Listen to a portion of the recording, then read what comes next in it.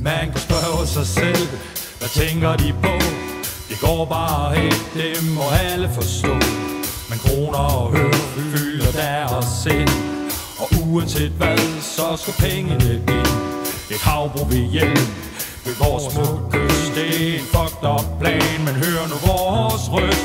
Hvis I ikke kan lytte til simpel fornuft, må vi bruge metoder, så planen bliver luft. Så du vil have et havbrug, ja hurra og goddag du. Der bliver ikke noget havbrug, og du skulle skamme dig, ja du skulle.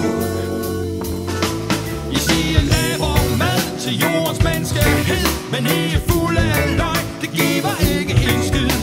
Men rognen den er fin, og japaner giver kasse til kapitalister, som kun tænker på kasse. I siger vores hav, det er indre farvand, det er super fint og klar til jeres spildevand.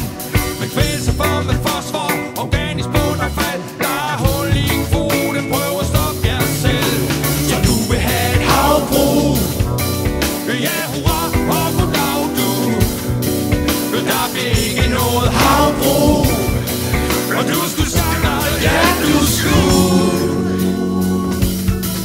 Ja, hvem fanden er det, som I tror I taler til?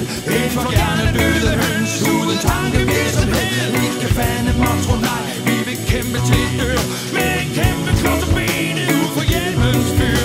Når I ligger der på bunden, på 40 meters vand, og mærker havets mørke